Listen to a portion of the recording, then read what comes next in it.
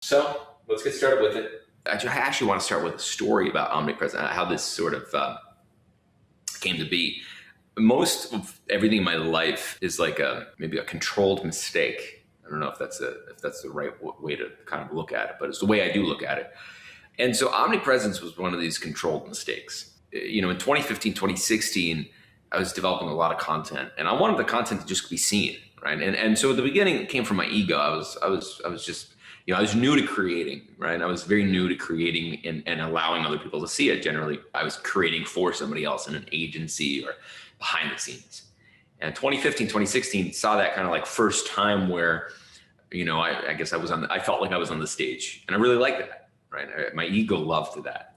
And so in 2015, 2016, as I started spending more money on Facebook ads, I was like, you know what? I just want people to see this. And so I just started writing articles and, you know, doing blogs and videos and these different types of things, and just putting money behind it to show it to, you know, my warm audience, the people that came into my world or viewed my Instagram or viewed my past videos or downloaded my lead magnets, all these types of things. And so this omnipresence effect, and of course, then I started repurposing content, and content was going everywhere in email.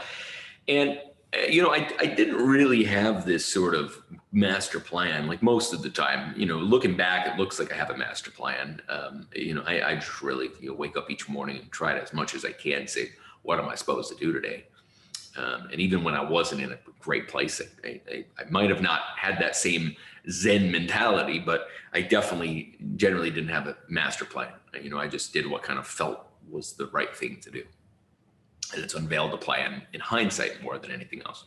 And so I remember walking in 2016, I think it was the end of 2016, maybe it was early of 2017. I walked into this room, and I have all these people coming up to me being like, oh my God, I love your work. I love this.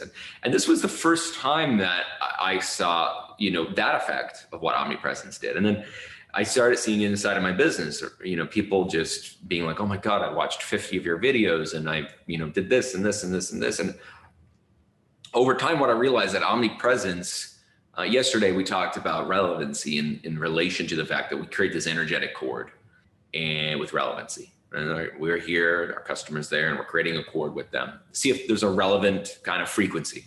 Right? If you're more on the intellectual side, I highly recommend reading Biology of Belief by Bruce Lipton.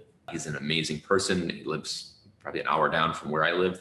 And he does a really great job of being able to have an intellectual, more science-based version of frequency. And it's really, really, really good to be able to kind of dive into that if that's something you desire to do. One of the top 5 books I've probably ever read. You know, omnipresence, right? So relevancy, we're kind of finding the right people. Omnipresence kind of almost is strengthening that energetic cord. So kind of think about it this way. It's like every single time that we're exposed to something that resonates, we resonate more.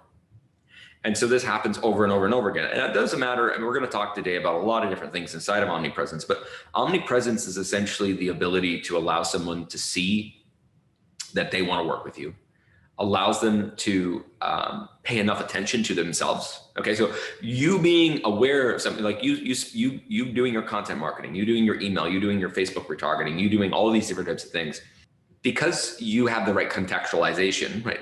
If you have the right relevancy, you will automatically, every single time that you show up in someone's newsfeed, you're going to make them go through the sidewalk slow and fast lane. So this is why if you scale your Facebook ads, you get a lot of hate on your Facebook ads, okay?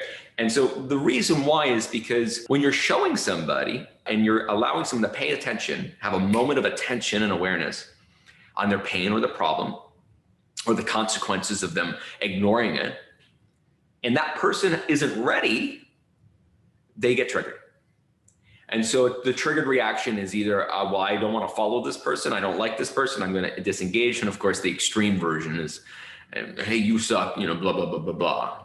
All right. Which, you know, anybody that has done Facebook ads for any level would get and know and understand. And so omnipresence is this beautiful thing that I discovered by mistake up to about 2017. And then in hindsight, I was like, okay, you know, I understood, of course, always what content marketing did, but I didn't understand how effective it is that once you have somebody that is inside this small pond, to be able to actually be in front of them over and over and over again, the effect that that would have on their, number one, their life as a whole, regardless if they ever do business with you. Number two, the ability for you to have influence in their life and authority in their life, so them looking up to you. And we'll get into the rest of the actual reasons, but this became, this is something I doubled down in 2017. And since 2016, I've spent at least 20 grand a month on Omnipresence every single month since then, right? And so regardless of what the result was, and we'll also talk about that a little bit later as well in terms of, Omnipresence. And of course, I'm not here today saying that you got to spend $20,000 on ads. I'm not even telling you to spend anything on ads. But we're going to go through Omnipresence, what I've learned about it, how it works, why it's so effective, and how to be able to kind of think about how to implement this inside of the business, no matter if you're starting out or, you have a business that's, generating $1 million a month. I've helped both in their own various ways. And it's really, really, really exciting stuff. So what is Omnipresence? Yesterday we talked about in relevancy. And of course, if you haven't gone through yesterday, highly, highly recommend going through relevancy, because omnipresence without relevancy is one of the biggest mistakes you can ever make.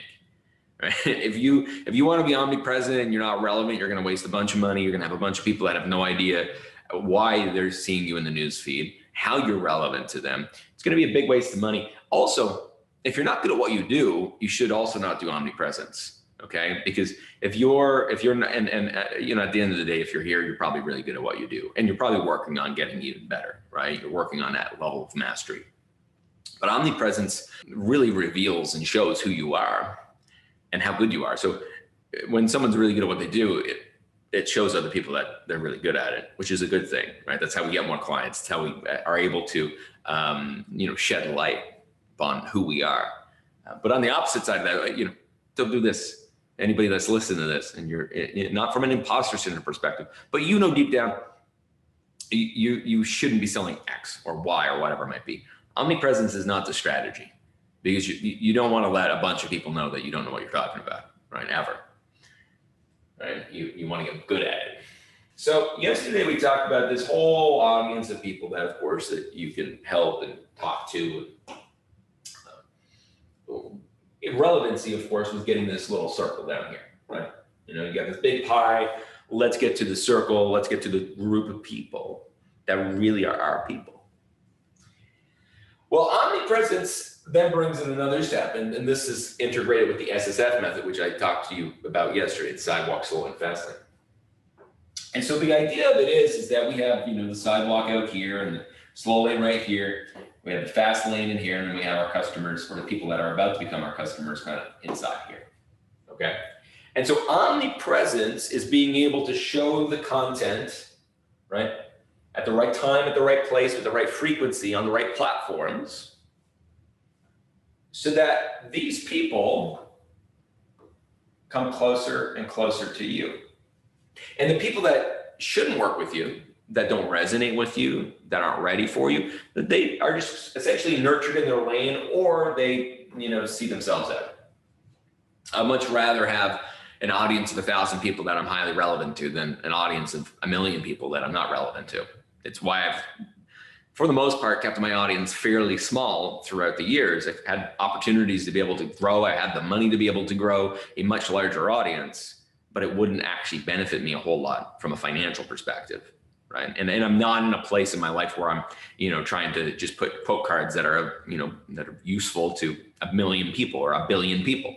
Right. That's not what I feel like I'm here to do. I'm here to serve a specific type of entrepreneur. And that's how I built this. Right. So my little circle, inside of my circle, I have the fast lane, the sidewalk out here, the slow lane here, the fast lane in here, and then the people that are about to become customers inside of there. And so omnipresence is being able to come and show up to them on a daily basis, so that it creates this waterfall effect of people going from the sidewalk to the slow lane to the fast lane to being customers in a fairly automatic basis, right? In a fairly automatic place.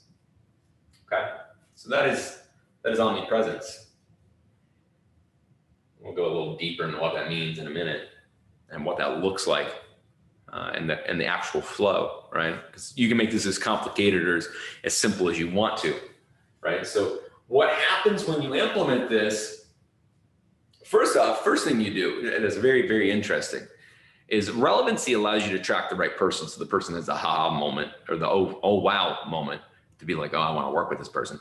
Well, omnipresence makes it so that this person looks up to you in this like celebrity authority way, right? Even if you don't have this massive audience, and even if you're not some crazy influencer, or you don't have to have this massive audience, because when people see you over and over and over and over and over again, we're going to go behind 6, 7 of the actual scientific side of why this happens in a few minutes. But we don't pay more money to people that we've essentially put on a pedestal. And I'm not a huge fan of putting anybody on a pedestal in overall life, but I'm just saying that omnipresence does that. It makes that person more and more relevant to you.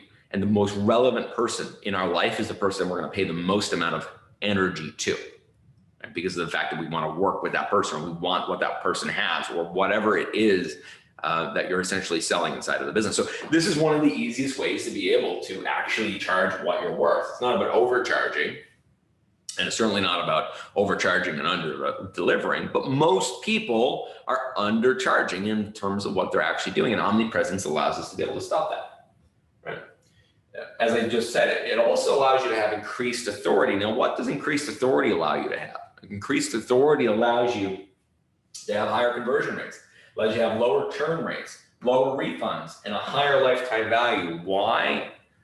Because if somebody actually values you, right? If someone comes to you and buys a solution, buys a product, buys a service, right? Well, they just bought it. They don't really care about you. But if they bought it from somebody that they actually highly respect, which is what omnipresence ends up doing, well, the person is going to generally spend more effort and more energy attempting to be successful, or attempting to do whatever it is that they're trying to do. So if you're helping somebody, if you're a life coach and you're helping somebody and they just buy life coaching because their partner said they needed to do life coaching, well, their success rate's probably not going to be that high. But if they actually are following you and really love your vibe, and they really respect you, and they see you as an authority, they're going to show up and ready to actually change in their life, whatever it is that they're looking to change. And of course, I'm just using one example.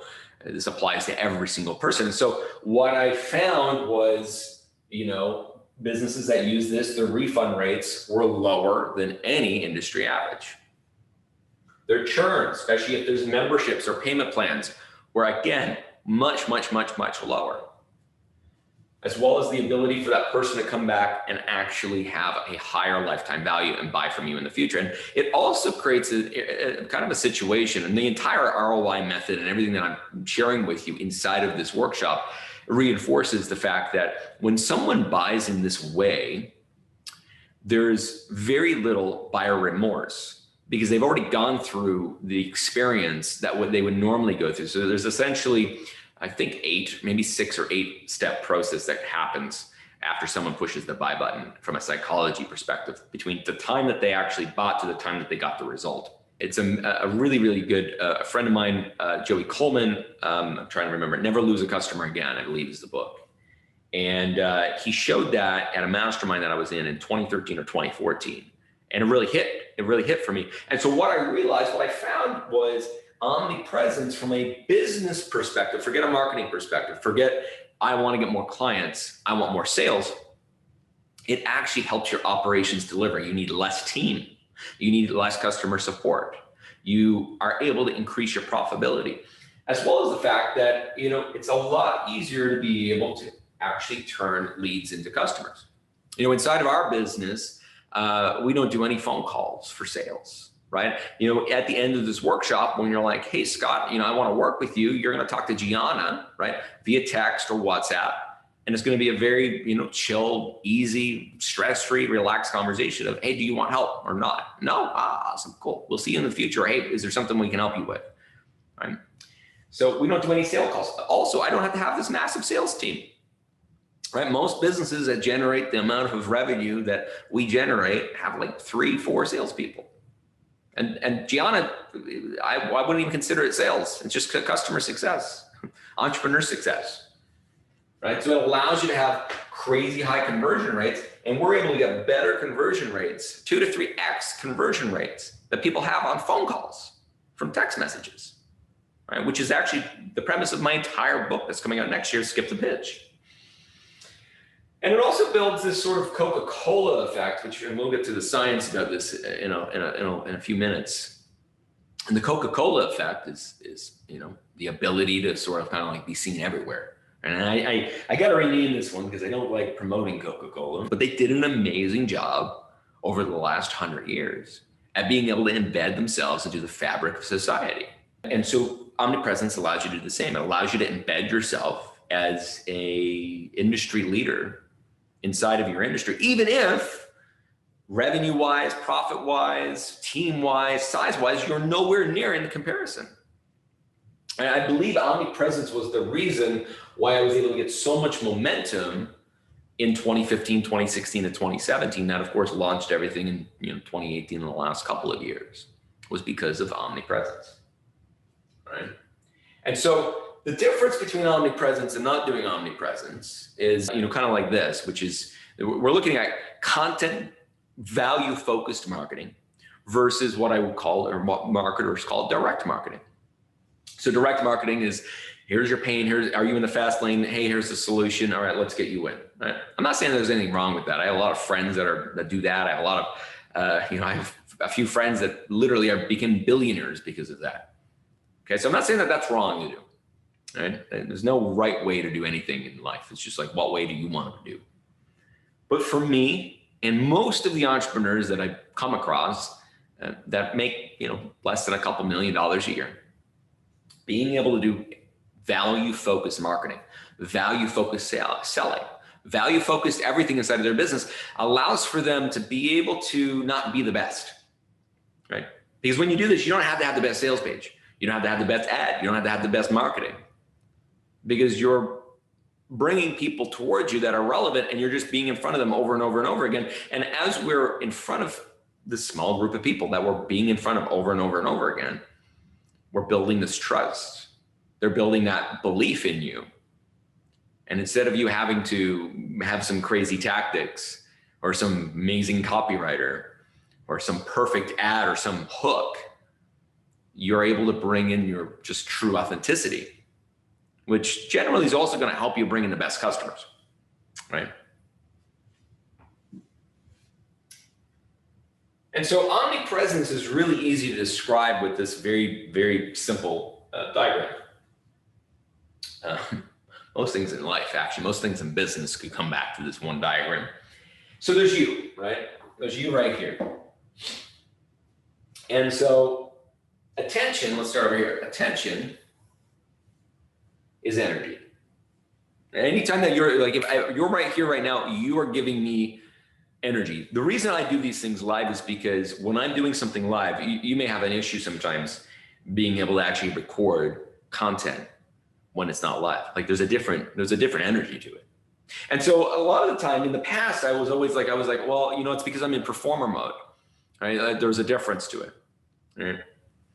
But then I realized the reason why I love doing things live is quite literally the fact that every single time that someone is paying attention to you, you're getting energy, right? So however many people are here right now, I'm not sure how many there are, but however many people that are here right now, I'm essentially being able to have energy from that attention. So omnipresence is essentially being able to, on a daily basis, get attention on you and your business in an automatic way, because we know that attention is energy, and we know that money is essentially stored energy, right? Money is stored energy. And then, of course, we can use this money to be able to buy more attention. We can use that money to be able to go and create energy for other people so that we are investing in other things that require energy. But overall, omnipresence is about relevancy, is about you getting understanding of who you are so that you can put attention upon you. And then once you're relevant and once you have omnipresence, we're able to then essentially trade that energy in on a daily basis, which comes in the form of leads, people wanting to actually work with you. And then of course, those people actually paying you in what our world utilizes as money, which is a form of course, energy. I always find it funny in cryptocurrency, we're mining, right? So if we're mining, we're using energy to mine, right? We're mining the energy, mining the currency, mining the cryptocurrency. We're literally utilizing energy, whether it's wind or cold or, whatever form, for an actual currency. And so when somebody's like, well, money isn't energy, I got at least 50 examples for you to tell you that it is, right? And so the way we get here is working here. Always has been, right? Always has been. Now, also let's just go for a minute. Let's go away from business for a minute. Let's just utilize in life. You're single. What is both a woman or a man or anybody for that matter? What do we do? If we're looking for somebody, we're trying to get attention, which is energy, right? In a relationship is successful when we give each other attention. I think one of the top, maybe 2 reasons that somebody cheats inside of a relationship, I think I read this from a very reputable source. I'm an investor in a couple of relationship companies, and it was this here. Everything was derived to attention. When we starve things of attention, they go away. When we give attention, we come closer. Also, the easiest way from a personal development perspective, what we pay attention to, right, either changes or becomes larger, right? This is one of the reasons why general talk therapy a lot of the time doesn't work as well as we would like it to, because we're paying attention to what we don't want and we're giving it energy. And so a lot of the times the easiest way to dissolve something is to give it less attention, because then it gives it less energy, right? And so everything in life can be, put into energetic terms, but more so in omnipresence. If you want to get here, if you want contained energy, we have to start with attention. And I'll also say the beauty with omnipresence and the beauty with doing this is that you're not just getting the attention of the people that are ready to buy it right now. You're getting the attention of the people that you're going to work with for years to come. And so you have 100,000, let's say you have 100,000 people on an email list. You send an email, you have the attention of 100,000 people. Now, some of them aren't going to open it. Some of it is going to go into spam, right? Because they're not paying attention. That energy is not there. But the people that open it, it's giving you attention every single day. You have omnipresence ads. I have omnipresence ads that generally are seen by 50 to 150,000 people every single day, multiple times a day. That energy, I'm spending money to get energy, to get attention, that then gets turned into money later down the road. And not just money, but lots of other things that have been able to come into my life because of the fact that I've been able to do that. So let's talk about the science of omnipresence just a little bit. Now, there's actually far more of these effects that you can kind of research into if you're more of the researcher type. So the red car effect is pretty simple. I remember when I got my McLaren. All right, suddenly, and I live in a nice place. There are some nice cars around here for the most part, and but I kept on seeing McLarens like everywhere. You keep in mind, there's only like 3,000 McLarens in all of America, right? And I swear, 20 of them were in my backyard. So as soon as I made the decision last November to get a McLaren for the next 2 months, they were everywhere, right? And the same thing, it's the red car effect. So the red car effect is essentially what we're paying attention to. We essentially focus on, because the mind is really good at being able to filter on what we give importance, right? And so if we start seeing, if we are relevant, and then we just start showing up, the person's going to be like, oh my God, this person's everywhere. Here was a really interesting one. I had one client, this was a while ago, a few years ago, and he ran this campaign, this omnipresence campaign, for like a year, and then he turned it off. 6 months later, people will come to him and say, I see your ads everywhere. This guy's literally haven't been putting any ads anywhere. So your mind remembers that impression. The mind remembers the impression of the fact that, oh my God, this person's everywhere. And it creates this red car effect by utilizing the focused attention of the mind. Okay. The bandwagon effect, the secondary effect of omnipresence is when we see someone everywhere, right? So we're all in little bubbles, okay? So you go on Facebook, you're in a bubble. You know what I mean? You know, if you're on one political side, you're only going to see that political side. If you're on one side of belief system, you're only going to see that belief system. We've created these bubbles, unfortunately, on YouTube and Facebook and Instagram and everywhere we go. In our life, we create bubbles. You know, I live very much in a bubble. Right. I live in a place where it is a beautiful, beautiful, beautiful, beautiful place, but it's a bubble. Right. And when I leave the bubble, I can literally feel leaving that bubble.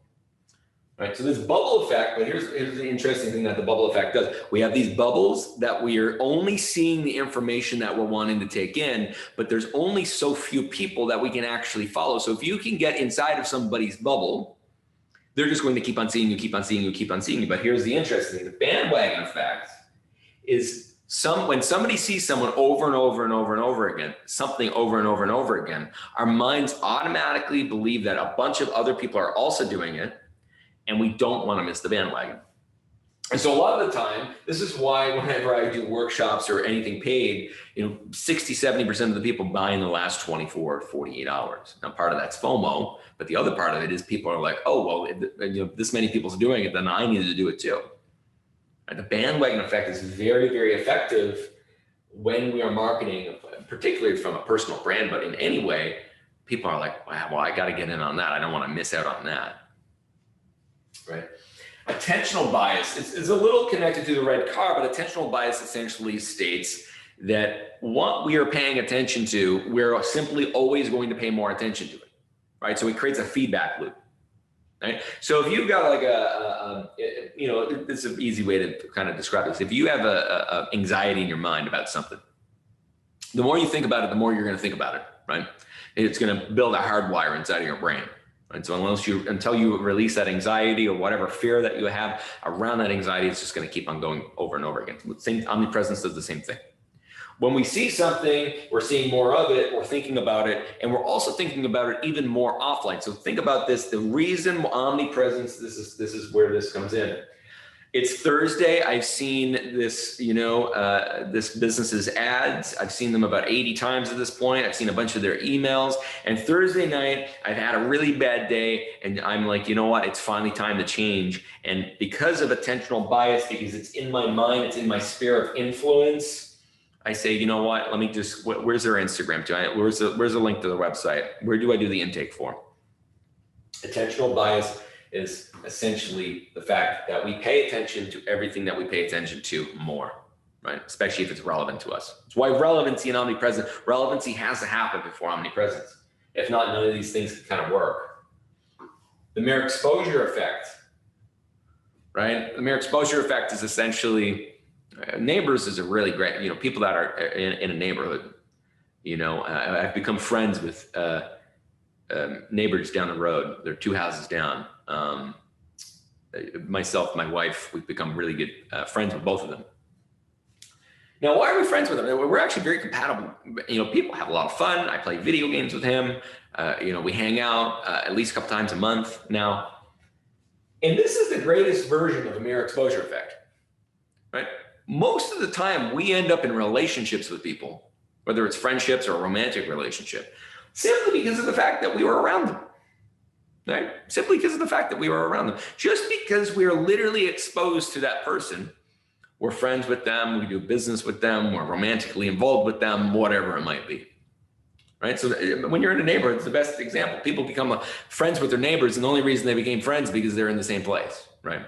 And so in the online world, which is essentially, we will do business with those that we're exposed to because we're being exposed to them. And the more exposure, the more times, the friendlier we actually feel, the more we care about someone or something, the more that we see it, even if at the beginning we didn't feel that way.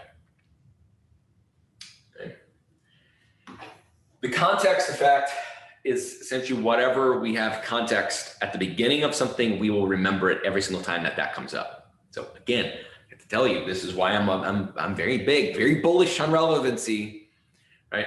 Because every single time that somebody sees one of your ads, they're going to remember the first experiences of you. All right. So this is why I tell people not to go out and just spend, a bunch of money and a bunch of time targeting everybody and anyone and everyone. And they'll get really specific on relevancy, and also get very specific on how you want your first impression to be. All right? Because the way that someone has contextualized you from that beginning makes it that every single time that you show an ad, no matter what the ad even says or the video has inside, they automatically, they're on a subconscious level, have already judged its importance to them, and if they're going to engage with that email, ad, social media post, all because of the way in which they actually found you. Now, this context effect is very powerful because what it makes us, it actually allows us to be kind of lazy, right? So let me kind of put it this way. When I write an article, I know most people aren't going to read the article. They're going to read the title and they're going to skim the article and they're going to be like, that was smart. Cool, sweet, awesome, Scott can help me. And whether or not they're ready to be helped doesn't really matter. It's the fact that they're kind of, essentially thinking through it.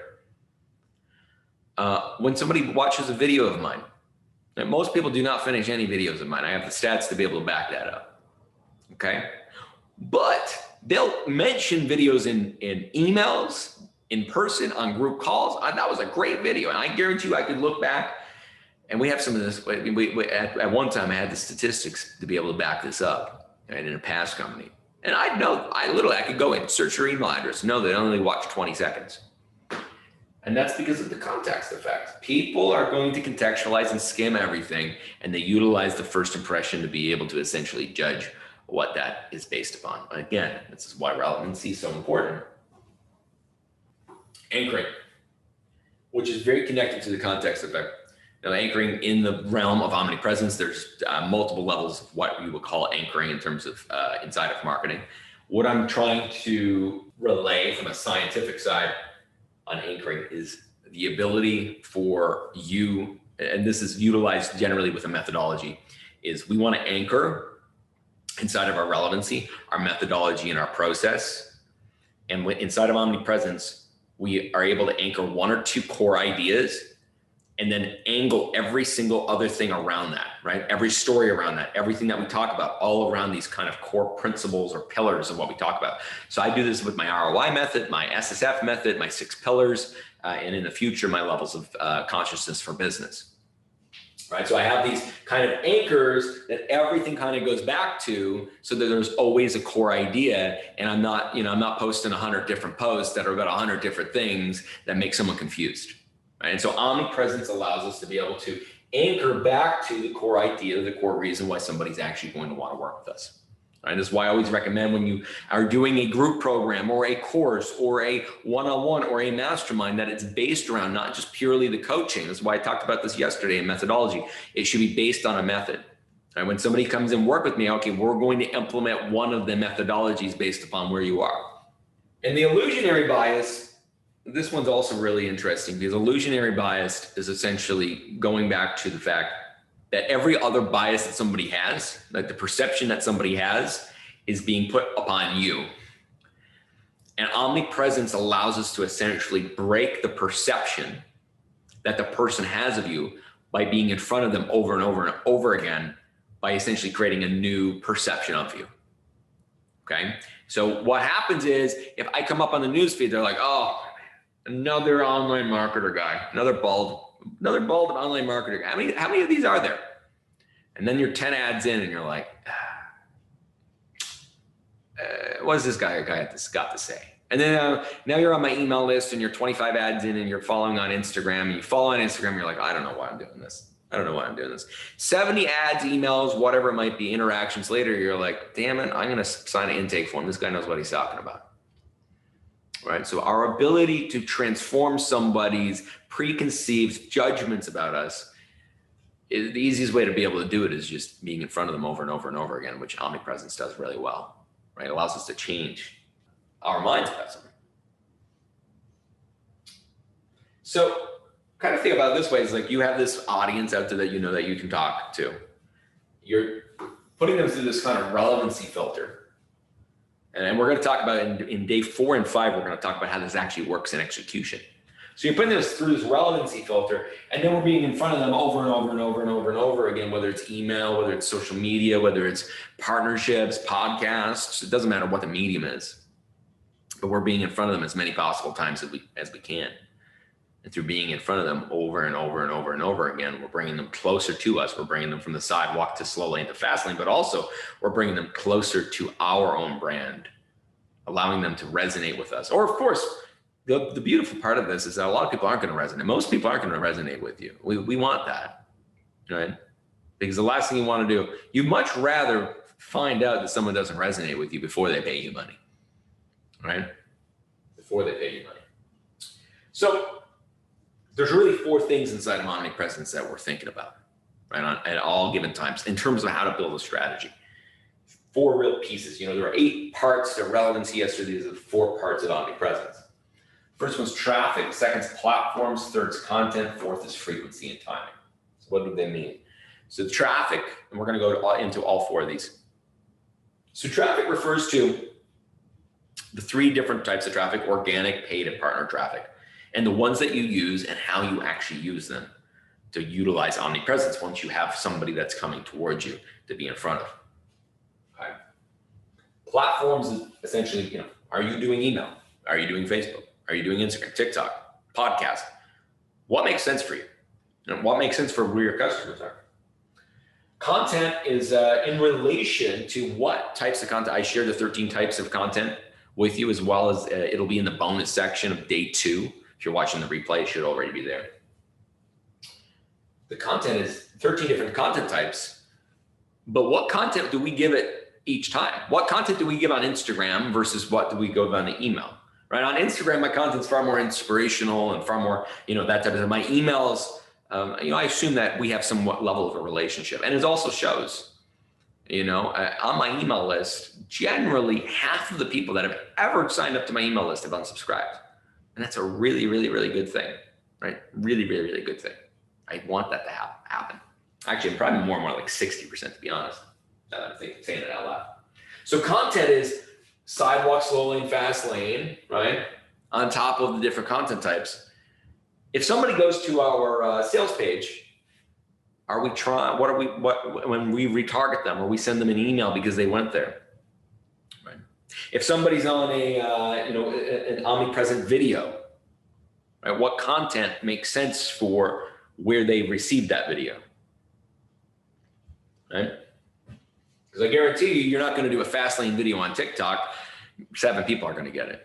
On TikTok, you're just doing sidewalk and slow lane videos, right? We'll get into a little bit of that in a minute. And then finally, frequency and timing. If I got someone in the fast lane, I can talk to them every day, every moment of the day. I can send them 3 emails a day. It's all good. Right? Somebody in the sidewalk, and I'm sending them any more than 2 emails a week, we got a problem, right?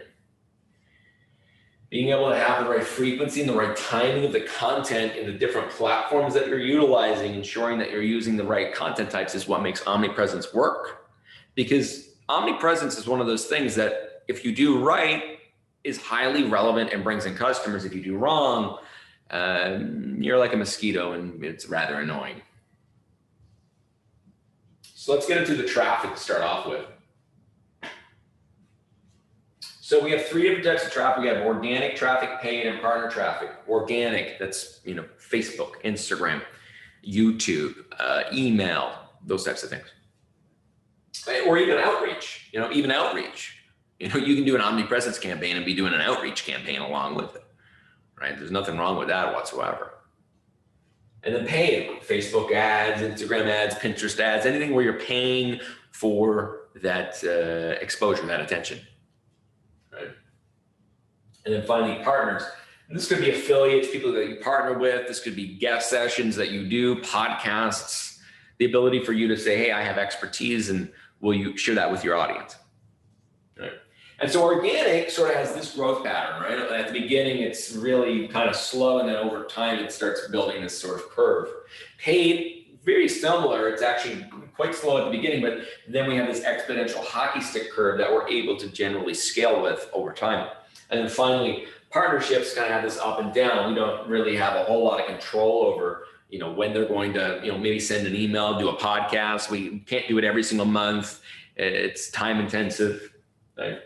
And so inside of Omnipresence, we have these 3 different types of traffic that we want to embed all together. Like this workshop, I utilized all 3. We had posts on Instagram and Facebook. We used Facebook, Instagram, and YouTube ads. And we had a couple of friends of mine, where I, just texted and say, hey, listen, I think this would be good. Do you have any, can you send a couple of emails, right?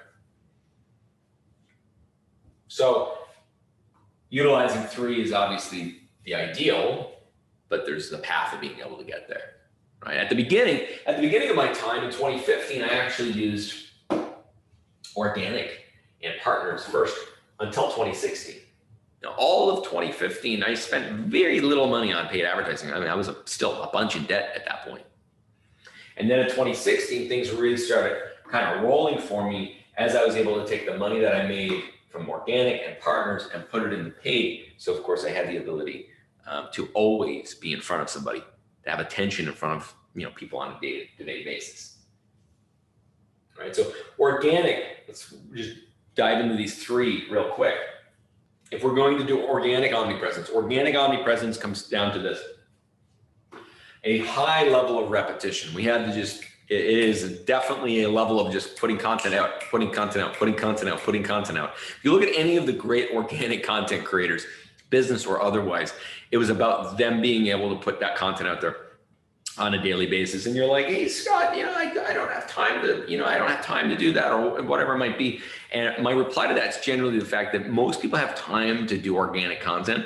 It's people's perfectionism that stops them from being able to do it, right?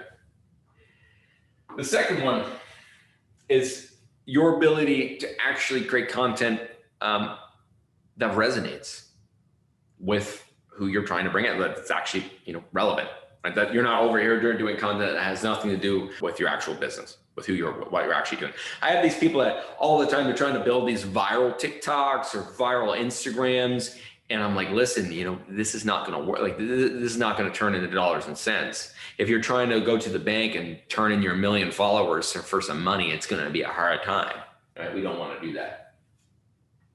So we want to repeat. We had to resonate, and then we also need to have multiple platforms to be able to be on in terms of organic. If we're wanting to do omnipresence, omni-channel, that doesn't mean that you have to do 17 of them on day 1. And that doesn't mean that you need to create different content on every single one either, right? So organic is definitely this slow kind of growth curve, right? It kind of goes up over time, but this is something that takes years. And organic takes years, but our organic can actually be paralleled with outreach, right? Outreach via Instagram, outreach via LinkedIn, outreach to just email addresses or whatever it might be. And so, I always talk about, the energy in money, right? Well, you can use money to be able to get attention, and you can use time to get attention as well, right? And so, one of the strategies, particularly for those that are making less than $10,000 a month in their business, is, okay, well, we need to do organic, but we don't have money really to put on that significant of Facebook ads or online advertising as a whole. It doesn't have to be Facebook specifically. So we're going to go out, we're going to find people that we can direct to our content, because we're dedicated to being able to put content that resonates, that are every single day, that's actually helpful. Right? And so a lot of the people, they try to go and do outreach and get someone to buy something instantaneously. I'm like, no, slow down. Can we just get someone to follow our content for 30 days, for 60 days, for 90 days, right? Can we just say, hey, listen, I see that you're a blank. I got this really cool PDF guide that I thought, be really effective. No. And people are like, people say, well, hey, I need to pay the bills. I'm like, cool, that's fine. But if you just spent 30 minutes a day just going and being like, okay, I can help you, and just putting that energy out there, right? If you just contacted 10 people a day for 100 days, you're at 1,000 people. You have 1,000 energetic connections that are relevant. Yeah, it takes your time, and yeah, it hurts your ego and it hurts your pride, and you're like, oh, I shouldn't have to do this. But it's the difference between those people that actually succeed and people that don't.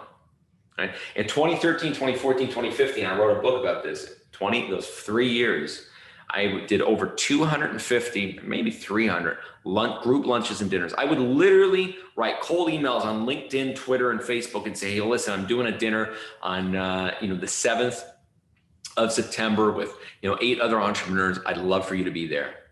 A cold email. They didn't know who I was. They were showing up, had no idea. All right. I did them every single Monday, Tuesday, Wednesday, Thursday for lunch, Tuesday, Wednesday, Thursday, Friday for dinner. All right. And I did them in probably about 15 cities across North America. All right. And I paid for every single dinner and lunch. Don't tell me you can't do organic, and don't tell me the boat has been missed. I never used any virality. None of my content has ever gone viral. I've never had a piece of content that has ever gone viral my entire life. Right? I have lots of clients that they have. That's just not my thing. I have gotten where I am by connecting with other human beings, because that's how business is done. And you don't have to hack an algorithm to be able to do that. I promise you. All right. So organic. I got number 4 that I completely forgot about, which I pretty much alluded to, which it has a super long-term investment. This is one of those investments where you have to believe. There has to be an inner belief, and we'll get back to this in a minute, a little deeper. But it has to be a belief. I'm doing this for a long time. Which also, this is why it's really important to be relevant and understand your own relevancy to why you're actually doing what you're doing. I create content today in large part because I know it's so helpful for other people. In the past, I created it because I was like, you know what, I got to get out of debt, and this is one of the things that I know that I need to do in order to do that. And then it got me out of debt, and then I had to redefine. I stopped creating content for a long time, right? For a long time, because I had to redefine why putting content out there into the world was important to me. And so your reason can be, I want to pay off debt. Your reason can be, I want to make money. Those are totally okay reasons, right? Once you get to the place of being able to go to that next level of, I just want to help other people, you'll be there, and it'll feel really, really good. But you can't do that. In life, you cannot take care of other people before you take care of yourself, right? And you really have to understand that in business and in life. When you go and try to take care of other people before yourself, you do a really crappy job being able to do it. All right, so partnerships. So 2015, 2016, I dealt with a lot of partnerships, a lot of podcasts, it was a lot of time, but I had more time than I had money. I didn't have a whole lot of money in 2015 and 2016. Cost a lot of money to pay off $1 million in debt and still run a business and everything else. What most people don't realize, if you got $1 million in debt, you generally got, make somewhere between 6 to 10 million to pay it off when you're factoring taxes and the cost of business and everything else, right? So partnerships, if you're going to do partnerships, again, a lot of the time you're gonna have to do outreach.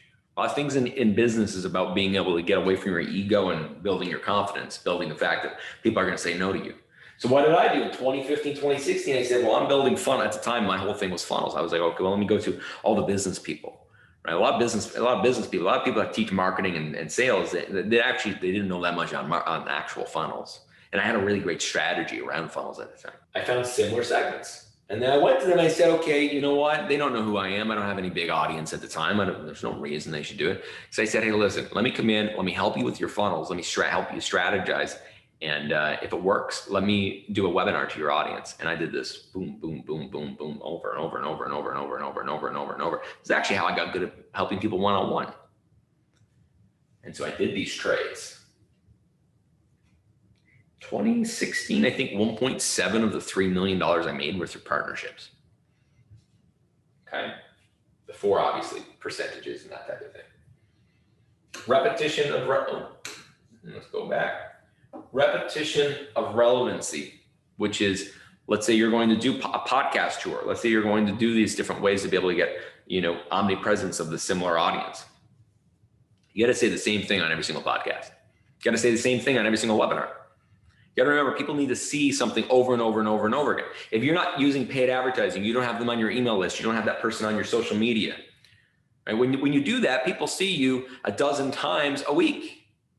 right? 20 times a month, 150 times a year. If all they're hearing is from you is a podcast and they're listening to that podcast and this podcast, or they're listening to this expert and that expert, they're on that email list, they're whatever it might be, you've got to say the same thing over and over. You need, and inside of almost every business and every brand, you got to get so sick of talking about what you just got to get, you got to almost get disgusted that you're talking about what you're talking about. Because at that level, you know you're talking about what you need to be talking about enough so that people actually pay attention, which is omnipresence when we're doing partners. Okay. And then the last part here, dynamic mediums, is essentially allowing for a variety of different platforms: podcasting, video, guest blogging, all these different types of things, so that you're having a variety of people and how they actually consume information. Because some people consume via audio, video, text. Everybody has a different learning style, different learning type. Like for me, I don't listen to podcasts, so I'm never going to hear about something on a podcast. I don't really watch videos, either, right? But you get me skimming. You get me skimming an article. That's how you get me, right? That's how you get me. Or TikTok. I got a soft spot for TikTok. What was it? Good rhyme. So then we have paid. My favorite, most inexpensive way to be able to get attention is to pay for it in money. Just the honest truth, right? Money is way cheaper than time. And my goal is for everybody here to be able to get to the point that if they're not doing paid, they are able at some point to do paid omnipresence. So paid omnipresence, it's always happening. And we're able to plan the journey. So we're able to actually say, in the first 14 days, I want this person to see this. Of course, we can do this with email, but we can't do it on social media. It's hard to do it in a group unless we're doing a launch. And we're able to actually plan what we want that person to be able to see. And that's really powerful. We're able to actually plan someone's journey to seeing us as being relevant. We have pretty much unlimited scale. We have the ability to have mass diversity in terms of specific, we can utilize Facebook ads, we can use Instagram, Pinterest, LinkedIn, we can use TikTok, we can use anything that we want. Right? We are able to increase the number of sources of where people are actually coming from, which is a really, really great thing. Right? Of course, as I've said, it's incredibly inexpensive. And you say, oh, well, Scott, that's the only one that you pay any money. How's that the most inexpensive one? And it's the one that has the least amount of of your time. It's the easiest one to kind of let go, and it just does its thing, and you're making more and more money every single month, and being able to help more and more people every single month, right? But it does have a learning pattern, right? It does have, at the beginning, it can be really depressing. It can feel like this, it can feel like that. Anyone that's done paid ads understands what I mean, right? And so the biggest thing that you have to get over mindset wise, and we're going to talk about mindset on day 5 a little bit more too when we talk about implementation. The hardest thing to do with organic and partnerships, the mindset's generally about the ego, right? Ego and pride, the ability to ask for help. Paid is more about self-trust. And that's why in the Telegram group and via email this morning, I sent out a video that I recorded just a little while ago about trust. Because Facebook ads bring up this nasty feeling that makes us, is the same feeling that makes us not invest money. It's the same feeling that makes us feel sheepish when we invest in something, because we're afraid that we're wrong. We're afraid that we'll lose money. We're afraid that we're going to have to tell our partner that it didn't work out. Where we've got our dad or our mom in our mind. We have guilt, right? So the mindset, the biggest reason why people don't spend money on ads isn't because they don't know how to do it. Anybody can learn that. It's because they don't trust themselves with the energy they do have, right? Unfortunately, most people try to hoard the little bit of energy they have instead of realizing that energy cannot expand unless it flows, right? Cannot expand unless it flows. So this is what happens. We have an audience, and then over time, we have paid, partner, and organic omnipresence. We're able to bring them through the SSF method, relevancy. We're able to essentially ensure that they're the right person, right? And this might happen over and over and over again, right? They might see us unpaid and they see this. They might see a partner promotion and they see this. They might see our organic, and this is just happening on a daily basis. And then eventually they get to that fast lane and they have that moment of saying, yeah, I want to be a customer. This makes sense to me, right? I don't need to be sold. I know what I want to buy. I'm ready to buy it. Let's do this. I showed this to you yesterday. Money, audience, time, influence. Now, most businesses only allow you, when it comes to marketing, to buy this, right? You know, market the people and you get more money. People aren't as focused about building audience and not as focused as, you know, getting influence, right? So most of the time in life, what essentially happens is that we're born and we have time. And then, you know, by the time that we're 22 or 23, we're essentially, for sure, 22 or 23, we're exchanging that time for money, right? And then the rest of our lives, we're essentially trying to save enough of this energy so that we have some time that we can spend with our family, and then eventually we can retire, right? That's the normal 9 to 5 kind of thing. Now, as an entrepreneur, I'm saying, well, you know, I think we want a little more than that, right? And so the way I look at it is you have all these 4 currencies, okay? And you can take money and turn it into time. I talked about this yesterday. Right? The more money I have, the more ability I can say no to things. I can take time and I can actually turn it into audience, right? So how do I do that? Well, I can post on social media every day. I can go and do these different things like webinars and podcasts and reaching out to people, right? I can also take money. I can also take audience and turn it into money, right? I can go to my audience and say, hey, listen, I got this new thing, right? And who wants in on that, right? And I can turn that into money. And then I can actually then say, okay, well, cool. I want to take a month off, so I'm going to take that money and turn it into time. And then I can also say, well, hey, look, I got this wonderful audience now, and that audience has allowed me to be able to build influence, right? And that influence has allowed me to have business deals. That influence allows me to, you know, one of the cool perks I will say of having a grown Instagram is you know, going to some of the, you know, these really cool 5-6 star experiences and being just, you know, it's a different experience. You know, I've been able to, both myself and Libby over the last couple of years, for a while, get places for free, right? And then I decided that was actually far more work than just, hey, here's my money and let's just go, and I don't want to have to post this on social media. But it was fun, right? It was a fun perk of having some level of influence. Other influences allow me to do business deals, be able to get and have equity in businesses, to be an investor that money would have never been able to get me in on, because they didn't want my money. They wanted the ability, the fact that I've been able to build a brand that has influence, that they perceive my authority as something that can help the business. Because of course it can, but there was no way I could go, no amount of money would have allowed me to have part of those businesses. And I've been able to now be an investor in a lot of different businesses, a lot of really cool, exciting stuff that I never talked about, that would have never happened. And that influence then allows me to be able to turn that over time into money with dividends, as well as these businesses when they sell, and then turn that money back into time. This is what entrepreneurs want. And thinking about life this way, and thinking about these as 4 currencies, thinking about my best investment that I have ever put money into is the money I spend on paid advertising, and money I spend on building an audience, right? That is my best, highest return. You look at every business investment I've done, cryptocurrency, everything that I've done, there is nothing that has gone better than audience, right? And it has an infinite return for the rest of time, right? If I continue to nurture that audience, be with that audience, help that audience, it will continually be an asset that generates revenue every single year of my life, okay? Because I'm helping people. Now, in Omnipresence, how does Omnipresence have anything to do with this? Well, Omnipresence, when we're utilizing Omnipresence effectively, essentially what we're doing is we're taking our money and our time, and we're building audience and we're building influence that allows us to then make more money.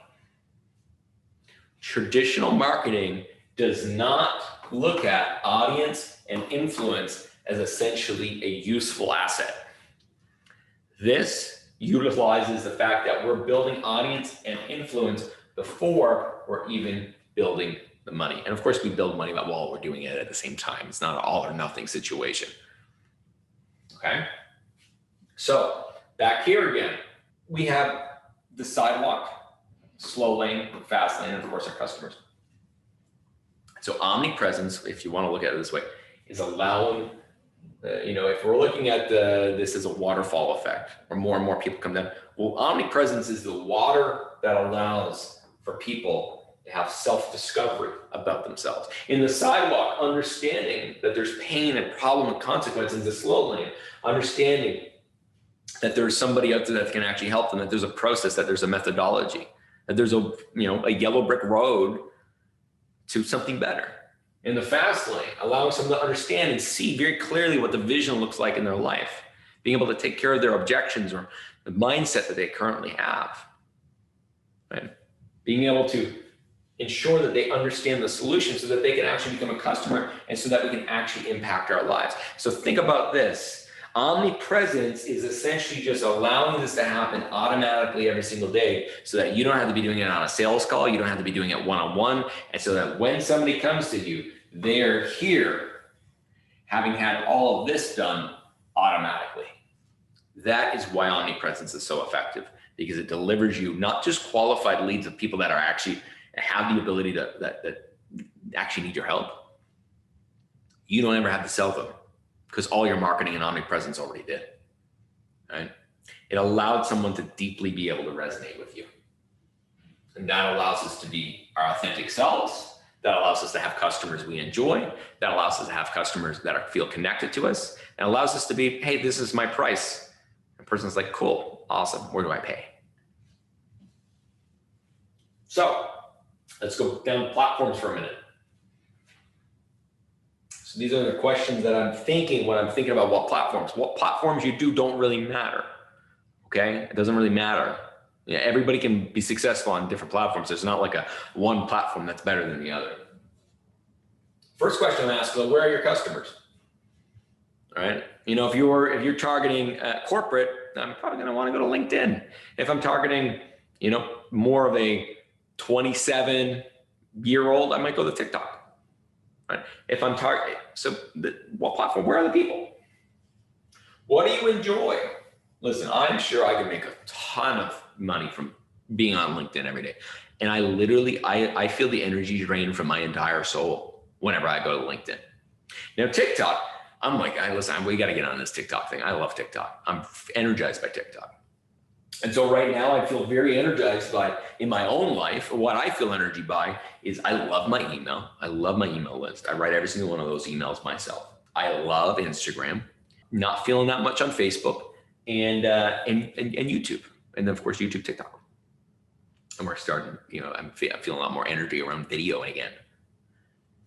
And that's what works for me. And I know my customers are there. I know my customers are there. And so that's what I'm going to do. Right. And so that is my strategy. And my strategy is that, well, let me analyze the best place to, do all this. The strategy is very simple. So what can I create more from? I don't want to be writing blogs. I get, again, drained. But I just love being, in front of a camera talking about the things that I've experienced. I'm like, that is fun. The impact of that's massive. And then what's possible for you? It might be just email and Facebook. It might be just email and Instagram. I recommend starting, smaller than larger. I essentially have a full team of people that are working on my social media going into the future with TikTok and YouTube and all the different things that I've kind of planned into the future. And the same thing happened in the past when I did have a whole social media team, particularly in 2017, 2018, early 2019. Right? What is possible for you based on how much money you have, based on how much time you have. If you can't post every single day, it's not the end of the world. You got to kind of adhere to something that actually makes sense for you.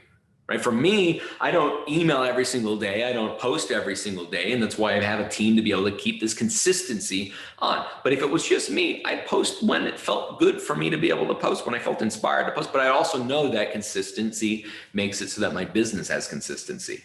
And we all go around wanting our business to have consistency, but then if we're not consistent, how is our business consistent? Our business can only be consistent if either we're consistent with our time or we use our money to create consistency inside of it. So we have all these different things that we can use, right? Email, and Facebook groups, and social platforms, TikTok, podcast, Pinterest. You don't have to do it all. You can repurpose much of it, but I highly recommend being omnipresent on one platform before going into others. Right? So let's talk about timing, frequency, and content, right? So timing is when works. What works from a time perspective? Frequency is how often should I be posting? How often should I be showing up to people from an omnipresence perspective? And then the last is what types of content from those 13 types that I talked to you about yesterday. So timing could be in email. When do I send the offer? When do I first talk about how I help somebody? Now on social media, it could be, well, you know what? It looks like at 10 a.m., the time is the best. Or it could just be, I'm going to post when I intuitively feel like it. And I'm going to let the universe take care of it. That's how I do my posting, right? I don't look at the data on timing. I'm like, hey, I'm always on time. I'm always perfect on time, right? I'm never late, never early. I'm always perfect on time. That's my belief. Frequency. How often? If I get you on the email list and I send you 9 emails a day, you're going to unsubscribe really, really quick, right? If I get on your Instagram and I'm posting 5 times a day, I'm going to probably burn myself out. If I do YouTube and I try to be one of these YouTubers that do one of these long 12-minute videos once a day, every single day, and I'm not going to be very happy, right? So frequency is a combination of what makes sense for you and, of course, what makes sense for somebody based upon the lane and their relation to the problem, right? Somebody that's in the sidewalk, they don't want to see you every single day. They don't want to think about it every single day. Someone in the fast lane, when they're ready to actually figure this out and they're kind of at the end of the research mode and they're figuring out they're transforming into their next version of themselves in order to be able to work for you. They need to see you often. And then, of course, the content types. If somebody's coming through the door, they've never known who you are, they don't really need to see a testimonial of how you helped somebody. Right? They don't care. What they need to know is that you know your stuff first. Right? They need to understand the pain and problem and consequence.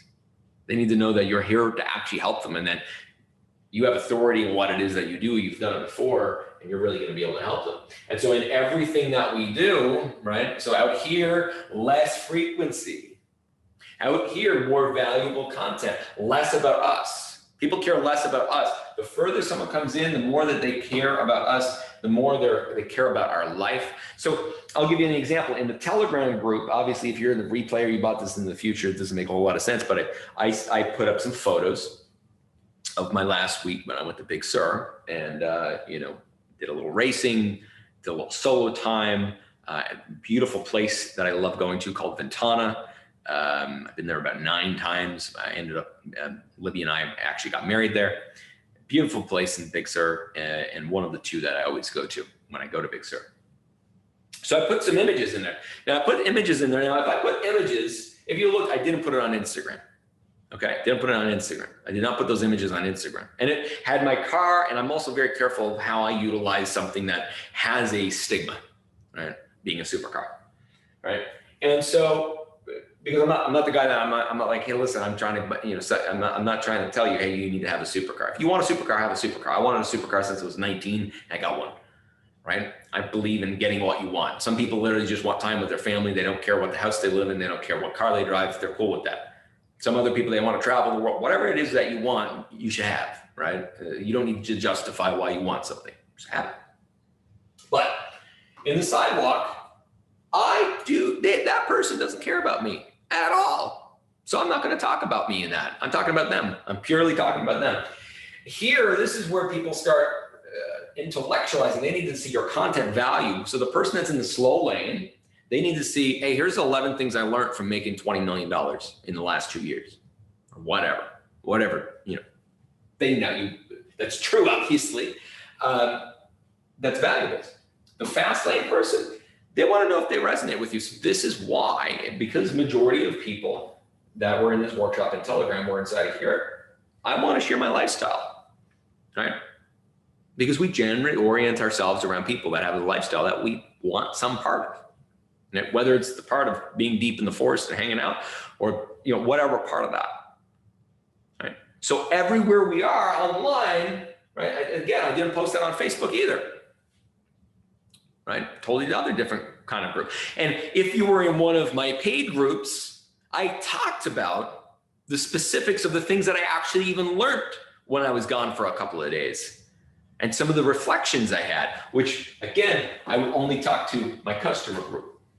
And how I even talk to you here being in this workshop, knowing that you're somewhere here in between the slow lane and fast lane, and someday being a customer that I can help on an even deeper level, I'm going to give information and content at a frequency that is different than everybody else. And this is omnipresence in succession, is knowing the timing, knowing the type of content, knowing the frequency, knowing the intimacy of even the type of content. We'll talk about that in day 3 a little bit more. And it's all very, very important to be kind of intentional about this stuff. So let me just kind of show you in my programs and the things that I teach, I have 4 stages of omnipresence. I'm not going to go through that today. If this is something you want to implement and we end up working together, you're going to get access to this in pretty much every version of what it might look like. All right. And there's 4 stages of omnipresence. This is the highest version of stage 1 and 2 that I can give you that actually makes sense. So let's say somebody comes in the door. Let's say somebody comes across a lead magnet of yours, a guide of yours, a video of yours, whatever it might be. They get on your email list. In the first 14 days, what do we want to show them? We want to show them value, proof, PR, could be a podcast episode, a video where you're really showing your authority, right? Authority, present. We don't need them to deeply resonate with you at the current moment. We need them to buy into the pain problem, and we need them to believe that you on an intellectual level are somebody that they can actually trust. Okay? Now, this is right now optimized for willful intellectual consciousness. If we're looking at intuitive consciousness, this would, for the most part, if the intuitive consciousness was looking to be in the intellectual or willful consciousness, this would stay the same. If it was intuitive consciousness, just simply be helping inside of their own intuitive consciousness, this would not work. Okay, so this is optimized largely for willful intellectual. Okay. Right here, mid-frequency. So what does mid-frequency mean? Well, if I got 14 days, I probably want to send 7 emails. I got 14 days, I probably want to show them about 10 to 15 ads. I don't want to show them 4 ads a day. I don't want to send them 2 emails a day. Now, the trigger campaign, what's a trigger campaign? They hit a sales page. They've been on the email list for 14, 15 days. Right? They've been in our world. I want them to know what we can actually, I don't want to hard pitch them. I don't need to be like, hey, listen, I don't need to do a countdown timer. I don't need to do any crazy, hey, here's all the bonuses. Here's all this type of stuff. Obviously, if you have a reactive, willful, conscious group of people, that would work. But right here, what I want to do is I want them to know that I have a business, what my solution is, that I help this type of people that might be like them. Here are the results, and here's the vision I have for where you are going in your life. That trigger could be a day, that trigger could be 5 days, that trigger could be a moment, but people need to know when they're actually coming into your world that you're not just like, an influencer, just, spreading good vibes out there. Nothing against influencers spreading good vibes. I think that we need that. But that's a real business. And then after that 15 days, we're sending all 13 content types, but we're not always trying to get a call to action. We're not always trying to get them to buy something, but we're actually building a relationship with them where they actually feel that relationship and the energy back and forth. All right, so kind of think about this way. Let me zoom in on that. We're always trying to bring people from cold to hot, sidewalk, slow lane, fast lane, sidewalk to slow lane to fast lane. And so whenever we're making decisions when it comes to omnipresence, we're deciding, all right, where are they in terms of lane? What lane am I trying to go from? Is this piece of content trying to bring them from slow lane to fast lane? Is this piece of content trying to bring them from the slow lane to the fast lane, to make a customer? What frequency based on this? I have a grid that teaches all of this that I'm giving all to you, that it's in the bonuses. You'll probably get it tomorrow. If you're live tomorrow, if you've got the replay, it should be there already. A whole grid of Sidewalk, slow lane, fast lane, and what to do, what frequency to actually have, what platforms to be on based upon where they are. Just as a guide. You don't have to, follow it, step by step, but it's an amazing guide, right?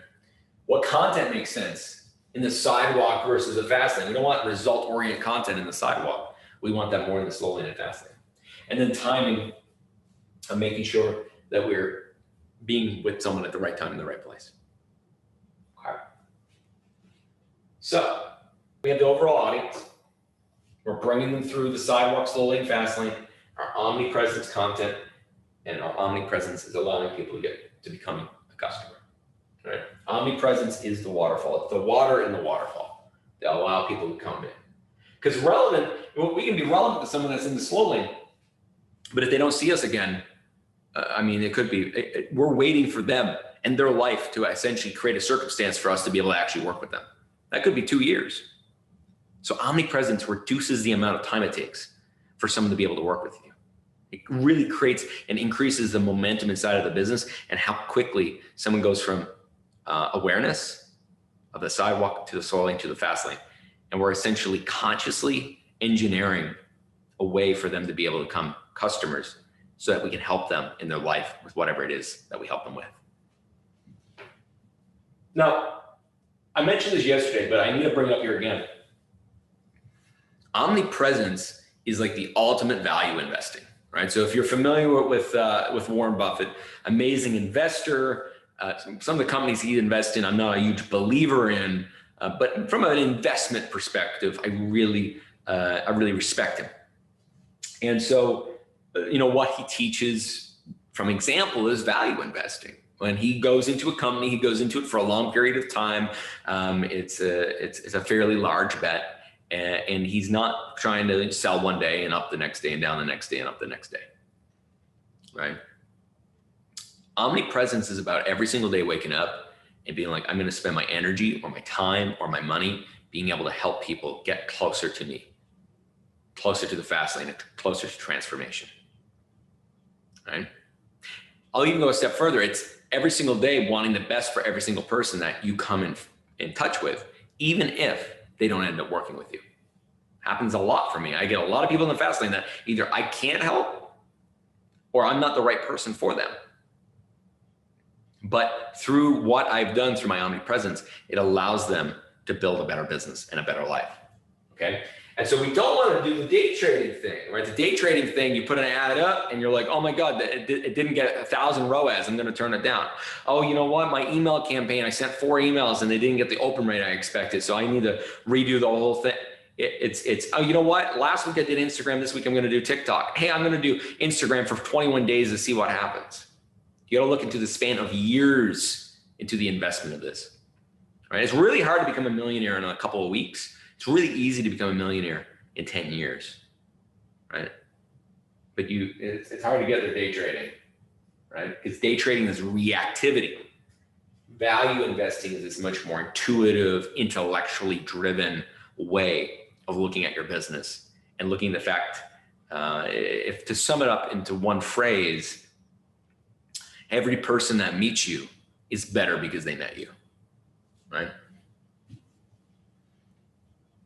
And of course, as we get going with omnipresence, at the beginning, it might just be organic. It might be organic and outreach. You might have no budget at all. So you start doing organic, you do organic, and you start connecting with people that could be partners. They start following your content. They start seeing your content. And you also have people that are here that are buying from you. And they're like, hey, listen, you have a really cool process that I'd love to share with my audience. You want to come on my podcast, and you start doing this, And then as this starts working, you're starting to make more money inside of your business. And you take that money and you're like, okay, you know what? I want my omnipresence. I want my content to be seen by more and more people. And not only just more people, I want them to see it constantly, right?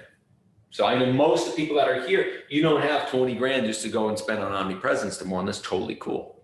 You got to remember, even myself, it took me, about 18 months to go from here to even here.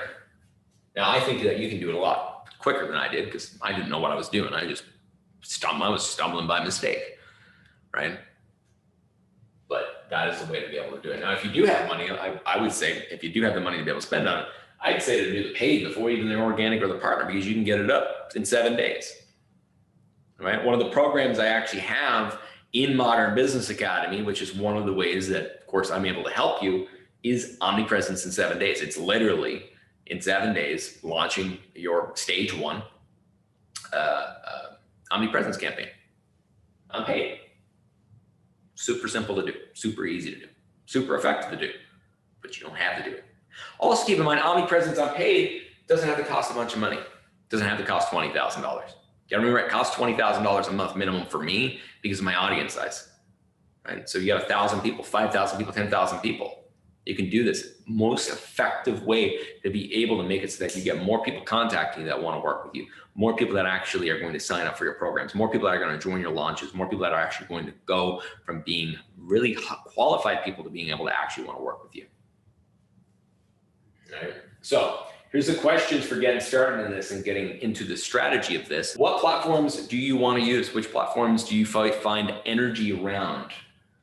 What traffic right now? Right now in the next month, in the next 3 months, in the next 6 months, what traffic makes sense for you based on the resources you have? What content are you going to use? What's the frequency? What's the timing going to be based upon the different platforms you use, or how you actually use it, or how you build these particular experiences? Day 4, day 5, we're going to get a little bit more into things like indoctrination sequences and that sort of thing, and my mindset around how that's done inside of the relation to Omnipresence as well as SSF. And how do we get momentum quickly, right? What can we do to make it so we get momentum quickly? And so if that's in terms of paid, it might be saying, all right, I'm going to do an Omnipresence campaign. I'm going to push it to my warm audience, and I'm going to get all these comments and all this kind of real-time feedback. And I'm going to turn some of my current audience into actual dollars and cents to pay for this. With organic, you might be saying, you know what, my momentum, I'm going to do this. I'm dedicated. I'm going to do this every single day for the next year, minimum. And that's your version of momentum. But you defining how you get the momentum and how you get momentum quickly is really important. One way that I get momentum a lot of the time, if I'm going to go do something that's new that I've never done before, I'll go figure out how to make the money for whatever investment amount of money that it needs to be. And then I go take that money and then I put it over to the investment that I would say, quote unquote, is risky. Now, a lot of time I use it my one-on-one time to be able to do this, right? So I'll go to someone that wants to work with me one-on-one and say, hey, listen, I'll work with you one-on-one for this. I know I can help you. Here's where I can help you. And I'm just so I'm taking the money, I'm bringing it over here, right? And I'm doing this, new investment. This is what I did when I tested out doing day trading for a month, right? I was like, I'm not using my own money for that, right? I've done this for ad campaigns. 2016, I had an ad campaign. I was like, listen, I don't have enough money to be able to do what I want to do. So I went, I got a couple of one-on-one clients to pay for it. I didn't take any of that money. I put it all back into the business, all back investing that money into audience, right? And that's how I got momentum more quickly, right? Anytime you look at momentum, momentum is either you being able to apply a high level of time, a high level of expertise, or a high level of money towards something that is an opportunity. That is how you get momentum. That's why I'm such a big believer of mentorship, because it builds the ability for you to know exactly what you need to do instead of just kind of fumbling around and trying to figure it out.